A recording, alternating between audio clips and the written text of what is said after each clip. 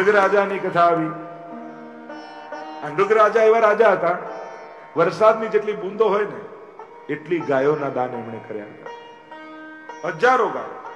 એકવાર એક બ્રાહ્મણને ગૌદાન કર્યા હતા, એમાંથી એક ગાય રાજાની ગૌશાળામાં પાછી આવી ગઈ રાતના, અને રાજાએ એ જ ગાય બીજા બ્રાહ્મણને આપી દીધી. હવે બંને બ્રાહ્મણો વચ્ચે ઝઘડો થયો, એક મને આપીશ, કે મને આપીશ, અને એવો ઝઘડો થયો કે રાજાને શ્રાપ લાગ્યો અને કાચિંડો બનીને કૂવામાં પડ્યા છે. યાદવના બાળકો ખેલતા હતા, નજર પડી કે આટલો મોટો કાચિંડો પહેલી વાર થયો. જળ છાટ્યું, દિવ્ય પુરુષ પ્રગટ થયા, પોતાનો પરિચય આપ્યો. એટલે જ દાનમાં પણ વિવેક કયો છે. શ્રદ્ધયાદેયમ, અશ્રદ્ધયાદેયમ, શ્રિયાદેયમ, રિયાદેયમ, ભિયાદેયમ, સંવિદાદેયમ. અનેક પ્રકારના દાનનો વિવેક બતાવ્યો છે. ધનની 3 જ ગતિ છે, દાન, ભોગ અને નાશ. કોઈ ચોથી ગતિ નથી. કાં કોઈને આપો, કાં ભોગવો, અને કાં તો નાશ થઈ જશે. કર્મના સિદ્ધાંતમાં પણ તમે જુઓ ને, આપી ગયા, ખર્ચી ગયા એના માટે છે, મૂકી ગયા એના માટે કઈ નથી. જે મૂકી ગયા, શાસ્ત્ર એમ કહે છે કે એ તમારું હતું જ નહીં, બીજાનું ભાગ્યનું હતું, મહેનત તે કરીને વાપરી ગયો એ તો જ થાય. શાસ્ત્ર એટલે જ જે મૂકી ગયા એના માટે કઈ લખતો નથી. આપી જાઓ તો પાછું ફરીને ભાગ્ય રૂપે આવશે, ખર્ચી નાખો તો ભોગવવું પડશે. એટલે જ આપણા હાથથી રોજ કંઈક દાન થવું જોઈએ. બાળકોને પણ આદત પાડો, કઈ નહીં તો એનો જન્મદિવસ હોય, સારા દિવસો, તિથિઓ, તહેવારો આવે, એમના હાથે કંઈક દાન અપાવો. જન્મદિવસમાં પણ ભલે તમે પાર્ટી કરો, આનંદ કરાવો, મજા કરાવો, પણ એને 200-500 એવા આપો કે કોઈ એના હાથે ગરીબોને આપે. દાન આપવાની આદત પાડો. દાનથી પુણ્ય આવે છે. અને એટલા માટે જ આપણે ત્યાં તો દાન પણ જયારે આપો છો ત્યારે લેનારને પગે લાગીએ છીએ. આપનારો લેનારને પગે લાગે છે. કેમ? કારણ કે એને દાન ગ્રહણ કરી તમને પુણ્ય કરવાનો અવસર આપ્યો.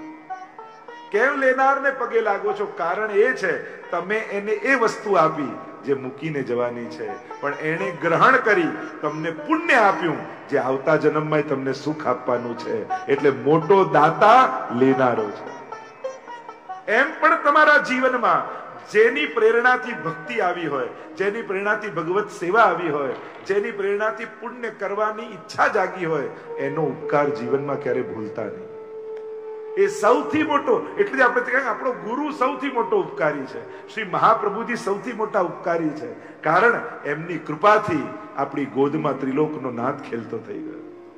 એની કૃપા થકી આવા પવિત્ર વિચારો મારા શરીરમાં વસે છે. આ એનો ઉપકાર છે, આ એનું દાન છે, અદેય દાન. બીજી જગ્યાએ ગુરુને દાન આપવામાં આવે, આપણા માર્ગમાં ગુરુ દાન આપે છે. શેનું દાન આપે છે? કે કોઈ ના આપી શકે એવી વસ્તુનું. એવી કઈ? તો કે ઠાકોરજી. અદેય દાન દક્ષશ્ચ મહોદાર ચરિત્રવાન. પ્રભુને કોઈ ના આપી શકે, મહાપ્રભુજી જ આપી શકે. એટલા માટે 3 ગતિ, દાન, ભોગ અને નાશ, 3 પ્રકારની ગતિ બતાવી છે. દાનનો એક વિવેક છે. અને કદાચ એટલું મારી વાત યાદ રાખજો, લખી રાખજો, આપો ભલે ગમે તેને, પણ ગમે તેનું ક્યારે લેતા નહીં.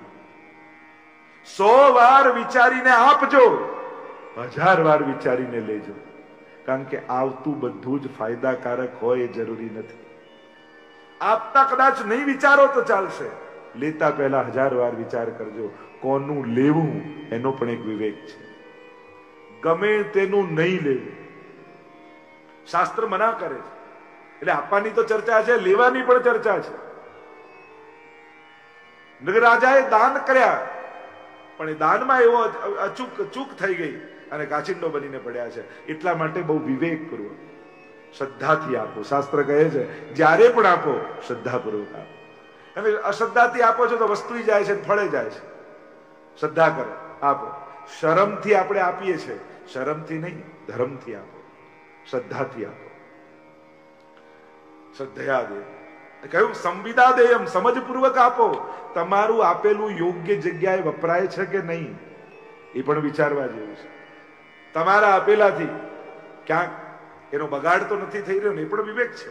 અને એટલા માટે દાન લેનારી સંસ્થાઓએ પણ જાગૃત રહેવું કે આ આના માટે મળ્યું છે, આપણે પ્રયાસ કરીએ કે એના માટે જ વપરાય. એના વિવેક છે, જવાબદારીઓ છે. સંવિદા દે, ખૂબ સમજપૂર્વક આપેલું ક્યારેય નકામું નથી જવાનું. વસ્તુ જશે પણ પુણ્ય બનીને ભાગ્યમાં આવી જશે. તો દાનના અનેકવિધ પ્રકારના પ્રકાર બતાવવામાં આવ્યા. આગળ પૌંડક ઉદ્ધારની કથા આવી, દ્વિધ ઉદ્ધારની કથા આવી, નારદજી દ્વારા પ્રભુના ગ્રહસ્થાશ્રમ દર્શનની કથા આવી. નારદજીને થયું કે આ 5 જણા ઘરમાં શાંતિથી રહી શકતા નથી, તો ભગવાનનો આટલો મોટો પરિવાર એ લોકો કેમ રહેતા હશે? લાવ જઈને જોવું તો ખરા કે પ્રભુના ફેમિલીમાં શું ચાલે છે. ઘણાને બીજાના ઘરમાં ડોક્યુ કરવાના બહુ શોખ હોય, અને હવે તો ફેસિલિટી બી મળી ગઈ ને, ફેસબુક ને ઇન્સ્ટાગ્રામ. પોતાના ઘરે બેઠા બીજાના ઘરમાં શું ચાલે છે એને જોવાની બારી, એનું નામ ફેસબુક. એટલે બધા ફરવા જાય છે, આપણે જ નથી જતા.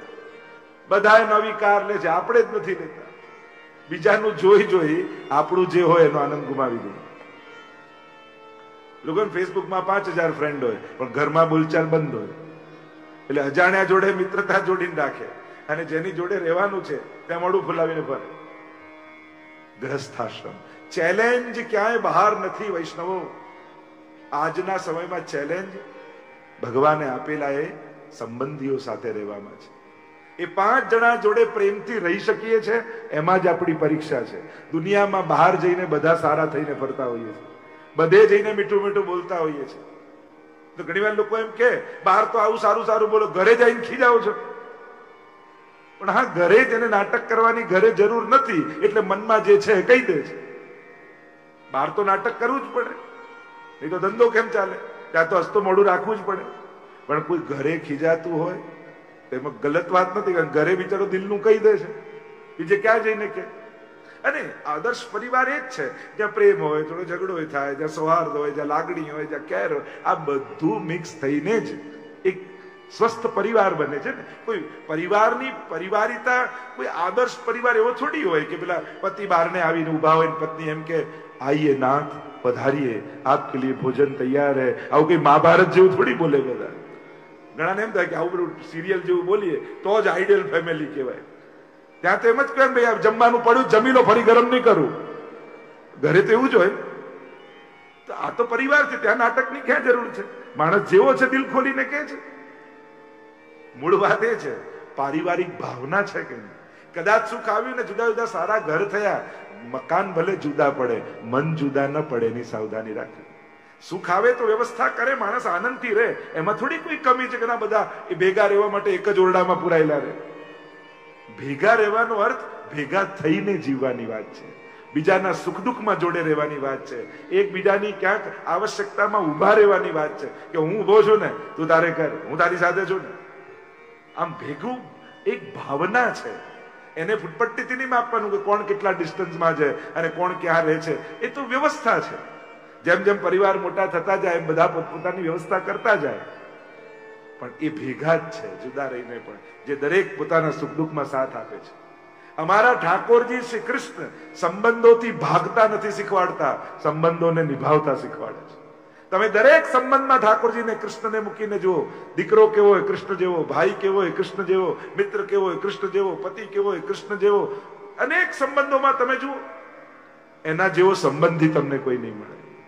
અમારા ઠાકોરજી જવાબદારીઓથી ભાગવાની વાત નથી કરતા, સામે આવીને જવાબદારીઓ નિભાવવાની વાત કરે છે. તમે એક એક જવાબદારીઓ જો હોય, માતા પિતાની હોય, પ્રભુએ નિભાવી. દેવકીજીએ કહ્યું મારા 6 બાળકો મરી ગયા, એ પાછા જોઈએ છે તો લઈને આવ્યા. એક ભાઈ તરીકેની જવાબદારી જો, પાંડવો સાથે કેટલા વર્ષ સુધી એમની મદદમાં હસ્તિનાપુર આદિ રહી અને યુદ્ધ જીતાડ્યું. બહેન સુભદ્રા અર્જુન સાથે પરણાવી, કેટલા કેટલા તમે એક એક સંબંધોમાં તમે જુઓ. મિત્ર કેવો હોય તો સામાન્ય જઈને પૂછો. દરેક સંબંધો નિભાવ્યા છે ઠાકોરજી. ગ્રહસ્થાશ્રમ દર્શન કરવા માટે નારદજી આવ્યા છે.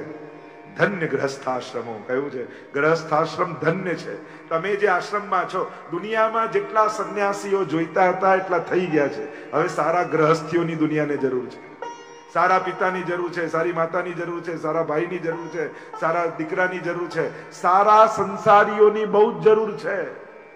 એટલે જે સંન્યાસ લીધો એને વંદન, પણ હવે દુનિયાને જોવા જાઓ ને તો છોડીને જનારા કરતા જવાબદારી લઈને નિભાવનારાઓની વધારે જરૂર છે. અને એટલે તો ઘણી વાર એમ થાય જ્ઞાતિઓના પણ સંમેલન થાય ને, ત્યારે એવોર્ડ અપાય, પણ કોને અપાય? બિઝનેસમાં આગળ આવ્યો એ, ભણવામાં પહેલો આવ્યો એને. અરે તમારી સામાજિક સંસ્થા છે, આર્થિક સંસ્થા થોડી છે. તમારે સામાજિક ભાવનાને પ્રોત્સાહિત કરવી જોઈએ. આદર્શ પિતાનો એવોર્ડ હોવો જોઈએ, જેને બધાને ભેગા કરીને રાખ્યા. આદર્શ વહુનો એવોર્ડ હોવો જોઈએ, આદર્શ દીકરીનો એવોર્ડ હોવો જોઈએ, આદર્શ પતિનો એવોર્ડ હોવો જોઈએ. અને આ રીતે કરો તો સામાજિક ભાવનાને પ્રોત્સાહન મળે સમાજમાં. એનો આપણે એને વધારાનું માનીએ છીએ, વધારાનું માન્યતા ચાલતું રહ્યું અને એટલા માટે હવે સંબંધો તૂટવા લાગ્યા, કારણ કે એનું પ્રોત્સાહન નથી. સફળતા આપણે એને જ માનીએ છીએ અને સફળતા ચેક કરવા પાસબુક જ જોઈએ છે. આ તો એની આર્થિક સફળતા છે. એની સામાજિક સફળતાનું શું? એની સાંસ્કૃતિક સફળતાનું શું? એની બૌદ્ધિક સફળતાનું શું? એની આધ્યાત્મિક સફળતાનું શું? અને એટલા માટે સમાજમાં સામાજિક ભાવના વધે એના માટે સામાજિક સંસ્થાઓએ પ્રોત્સાહન અપાય એવા કાર્યો કરવા જોઈએ. સંબંધો માટેના સન્માન હોવા જોઈએ, કારણ કે જીવનમાં અઘરું એ જ છે. બહાર જઈને સારા બનીને રહેવું સહેલું છે, પણ ઘરના 5 લોકોને ભેગા રાખવા એમાં જ અત્યારે ચેલેન્જ છે, અને બહુ મોટી ચેલેન્જ છે. જે રીતે ઇન્ડિવિડ્યુઆલિટી વધી રહી છે, મારી લાઈફ મને કોઈએ નહીં કહેવાનું, હું મારી રીતે જીવીશ, અને આ જે સ્વતંત્રતા અને સ્વચ્છંદતા સુધી જાય છે, અને ત્યારે એ જ કહેનારાઓ એકલા થાય અને પછી એકલા થઈને ડિપ્રેસ થઈ જાય કે મારું કોઈ નથી. એ જ વ્યક્તિ થાકી જાય. જ્યારથી નાના બાળકોના રૂમ જુદા થયા ને ત્યારથી ડિપ્રેશનની સંભાવનાઓ વધી ગઈ, કારણ કે બાળકને એટલા વિચારો મળે છે ને, એ પોતે પોતાની જાતને હેન્ડલ નથી કરી શકતું. અને તમે જુઓ, મોટી મોટી સારી સારી સોસાયટીઓમાં ડિપ્રેશન દેખાશે, પણ ઝૂંપડપટ્ટીમાં જઈને ગોતશો એકે ડિપ્રેશન વાળો નહીં મળે. કોઈ એમ કે અભાવથી આવે છે, તો અભાવથી નથી આવતું, વિચારથી આવે છે. જયારે તમારા વિચારો નેગેટિવ થવા લાગે છે, અને હવે પાછું ઊંધું થઈ ગયું, પહેલા ના મળ્યું એનું ડિપ્રેશન હતું, હવે બધું મળી ગયું એનું ડિપ્રેશન આવે છે. લો, લાઈફમાં ઇન્ટરેસ્ટ જ જતો રહ્યો, 40 યર્સમાં તો બધું મેં મેળવી લીધું, હવે શું જીવીને કરવાનું? લોકોની જીવન જીવવાની ઈચ્છા ખતમ થઈ રહી છે, અને આ સમાજ માટે બહુ ખતરનાક છે. 40 સુધી પહોંચતા પહોંચતા વેસ્ટર્ન કન્ટ્રીઝમાં એવું થઈ રહ્યું છે, 40-50 સુધી તેમ થાય કે બસ હવે બધું થઈ ગયું, હવે જીવીને શું કરવાનું? જીવન જીવવાની ઈચ્છા ખતમ થઈ જાય, અને આ ખતરાની ઘંટી છે. સારો પરિવાર હશે ને તો માણસને હૂંફ જીવાડી દેશે. ઘણીવાર સંજોગો વિપરીત થાય, માણસ થાકે, એકલો પડે, પરિવારમાં આવે ને ત્યારે એને એવી હૂંફ મળે કે પાછું બળ મળી જાય જીવવાનું. દુનિયાની વિચિત્રતા જે છે, દુનિયામાં મોટા મોટા નેતાઓ, મહાપુરુષો થયા, જેણે મોટા મોટા સંગઠનો દુનિયામાં ઉભા કર્યા, એ લોકો પણ ઘરના 5ને ભેગા નથી રાખી શક્યા. તમે ઇતિહાસ ચકાસી લો, જેટલા મોટા મોટા નેતાઓ, મહાત્માઓ થયા, બધે ભગવાન દેખાયા, પણ ઘરના 5માં ના દેખાય. દુનિયાની તકલીફ જ એ છે. બહાર મોટા મોટા સંગઠનો ઉભા કરવા સહેલા છે, ઘરના 5ને ભેગા રાખવા અઘરા છે. ચેલેન્જ માણસની ત્યાં જ હોય છે, અને અત્યારના સમયમાં કઠિન છે. જે રીતે સ્વતંત્રતાની વિચારધારા નાનપણથી બાળકોને આપે, એટલે સ્કૂલોમાં પણ પ્રયાસ એ કરો કે પારિવારિક ભાવના એમની અંદર પેદા થાય. જ્યારે જ્યારે પરિવારનો દિવસ ઉજવાય, આપણે ત્યાં હિન્દુ સંસ્કૃતિમાં દરેક પ્રકારના પ્રસંગો છે, એટલે સ્કૂલથી ટ્રાય, કારણ કે જ્યારે ઘણીવાર શું થાય છે, ઇંગ્લિશ ભણવા મોકલીએ લેંગ્વેજ, અને ઇંગ્લિશ કલ્ચર શીખીને આવી જાય છે. આપણે પ્રયાસ કરીએ છીએ કે લેંગ્વેજ શીખે અને શીખી જાય છે કલ્ચર, અને એટલા માટે ભલે અંગ્રેજી મીડિયમ હોય, પણ એમાં વાત ઇન્ડિયન હોવી જોઈએ, ભારતીય સંસ્કૃતિની હોવી જોઈએ, એની વિચારધારાની હોવી જોઈએ. કારણ કે જ્યારે એકલતા, સ્વચ્છંદતા, હું મારું કરી લેનારો, મારે કોઈની જરૂર નથી, આ વિચારધારાને જ્યારે પ્રોત્સાહન મળે છે, તો આગળ જઈને સમાજને બહુ નુકસાન થાય છે. અને એનું કાર્ય આપણે સ્કૂલમાંથી કરવું પડશે. પાઠશાળાઓમાં બાળકોને મોકલો. હવેલીમાં પાઠશાળા ચાલે છે, નક્કી કરો કે મારા બાળકને હું મોકલીશ. તમારા બાળકને તમારો બનાવી રાખવો હોય ને તો એને ધર્મના સંસ્કાર આપજો, તે તમારો બનીને રહેશે. જો ધર્મ જતો રહ્યો તો પછી તમારા માટે પણ લાગણી નહીં રહે. પ્રભુનું ગૃહસ્થાશ્રમ જોવા માટે નારદજી આવે છે. દરેક મહેલમાં જાય, જુએ તો ક્યાંક બાળકો સાથે રમી રહ્યા છે, ક્યાંક પતિ સાથે ઈંડોળે ઝૂલી રહ્યા છે, ક્યાંક ભોજન કરી રહ્યા છે. દરેક ઘરમાં પ્રસન્નતા નારદજીને દેખાય. એમને થયું 5 જણા પ્રસન્નતામાં નથી રહેતા તો આટલો મોટો પરિવાર કેમ રહેતો હશે? એટલે જ આપણા મહાપ્રભુજીની પણ વિચારધારા શું હતી, ગુસાઈજીની વિચારધારા શું હતી? 7 ઘર જુદા બનાવવાની નહોતી, 7 ઘરા બનાવવાની હતી, કે 7 લાલજી વહુજી સાથે એક ઘરમાં બધા રહે. પારિવારિક ભાવના આપણે ત્યાં એ પહેલેથી રહી છે. અને એટલા માટે આ ભાવના સાથે, આ મહાપ્રભુજીની વિચારધારા સાથે જ્યારે આગળ જઈએ છીએ ત્યારે સમાજને પણ એની પ્રેરણા મળે છે. તો આ ભાવના છે, પ્રભુએ પણ પરિવારમાં રહીને બતાવ્યું છે, એ પારિવારિક ભાવના બતાવી છે. અને એટલા માટે ભાગવત સાંભળ્યું છે. એક વસ્તુ ચોક્કસ કરજો, કુટુંબમાં કે પરિવારમાં જેની સાથે પણ કંઈક મનદુખ થયું હોય, જો તમારા તરફથી કંઈક બોલાઈ ગયું હોય તો કોઈ સંકોચ વગર કથા બાદ એને હાથ જોડી સોરી કહી આવજો, માફ કરજો, એ સમય બોલાઈ ગયો, હવે ભાગવત સાંભળ્યું, મારા મનમાં હવે કાંઈ નથી. અથવા તમે કોઈનું કર્યું અથવા તમારું કોઈ અપમાન કર્યું હોય, કાંઈ પણ કર્યું હોય, કોઈની મનદુખ તમારું થયું હોય, તો આજે ભાગવત આગળ છેલ્લો દિવસ છે, અહીંયા આવી એ વ્યક્તિને તમે તમારા તરફથી માફ કરી દેજો, કે જા મેં તને માફ કર્યો, તે ભલે કાંઈ પણ કર્યું પણ તારા માટે હવે મારા મનમાં કોઈ કચવાટ નથી. આજ રાગ દ્વેષથી મુક્ત થવું એ જ તો મુક્તિ છે. कुछ इस तरह मैंने अपने को आजाद किया, कुछ इस तरह मैंने अपने को आजाद किया, कुछ लोगों से माफी मांगी, कुछ लोगों को माफ किया. बस छूटी जाऊं, मुक्त થઈ, ક્યાં સુધી બંધાયેલા રહેવું? એ ગાંઠ જોડે ભાગવત સાંભળ્યા છે. જન્મ મરણથી મુક્તિ મળે તો પછીની વાત, કમથી કમ સંસારના આ રાગ દ્વેષના બંધનોથી તો આજે તમારી બધી ગાંઠો ખોલી નાખજો. માફી માંગી લેજો અને માફ કરી દેજો દિલથી. એવું હળવું લાગશે ને, ક્ષમા કરી. અરે સોરી, ક્ષમા માટે પણ રાહ કેમ જોઈ કે પેલો સોરી કે? આપણા ક્ષમા એ સદગુણ છે, કોઈ પણ સદગુણને પરાધીન નહીં બનાવો. પેલો સોરી કહી દે તો હમણાં માફ કર્યું, એ પણ રાગ કામ શા માટે જોવાની? આપણે આપણા તરફથી માફ ના કરી દી. કોઈ માંગે પછી જ આપવું જરૂરી થોડી છે. આપણા હૃદયથી ક્ષમા કરો. ગ્રહસ્થાશ્રમ શ્રેષ્ઠ આશ્રમમાં તમે છો. એટલે ઠાકોરજી સાથે પણ મહાપ્રભુજી કેવો સંબંધ જોડ્યો જો. એ આત્મા પરમાત્માનો સંબંધ ઠાકોરજીનો નથી બતાવ્યો, આપણે ત્યાં કેવો બતાવ્યો?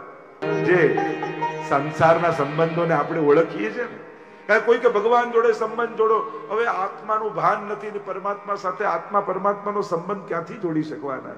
અચ્છા, એ તને ભાન નથી તો તને જે લાગણીઓ વિશે ખબર છે, જે લાગણીઓને તું જાણે છે ને, ચાલ એ લાગણીઓ જોડે. તને મા માટે કેવી લાગણી હોય ખબર છે? હા, બહુ સારી રીતે. ચાલ ભગવાનને એકવાર માની આંખે જો, ત્વમેવ માતા. પિતા જોડે કેવી લાગણી એ તો તને ખબર છે ને કે હા, પિતા ત્વમેવ, તમે મારા પિતા. તમે બંધીએ સંન્યાસની ના કહી અને કહ્યું ઘરમાં જ રહી અને ઠાકોરજીની ભજ, પ્રભુની સેવા કર. આવો સુંદર ભાવ આપણે ત્યાં બતાવે છે. નારદજી ગ્રસ્તાશ્રમના દર્શન કર્યા છે, જરાસંધ ઉદ્ધારની કથા આવી, આગળ યુધિષ્ઠિર દ્વારા રાજસુ યજ્ઞમાં, અને ત્યાં શિશુપાલ વધની કથા આવી. રાજસુ યજ્ઞ કર્યો છે યુધિષ્ઠિરે, બધાને જીતવા, એક છેલ્લે જરાસંઘને જીતવાનું બાકી રહી ગયું, અને ભગવાન ભીમ અને અર્જુનને લઈને જરાસંઘ પર વિજય કરીને આવ્યા. રાજસુ યજ્ઞની તૈયારીઓ ચાલી રહી છે. જેને જેને જેવી આવડત એવી જવાબદારીઓ. જો આપણે કથામાં કેમ કહીએ, આ ચપ્પલની આ જવાબદારી કરશે, સ્ટેજની આ રાખશે, માળાજી આમને સોંપો, પ્રસાદની વ્યવસ્થા આમને સોંપીશું. જેને જેને જેવી યોગ્યતા હોય એ પ્રમાણે કેવી જવાબદારી બધા. તો રાજસુ યજ્ઞમાં પણ એમ થયું, બધા પાંડવોએ નક્કી કર્યું જેની જે આવડત એમાં એની જવાબદારી સોંપી દેવી.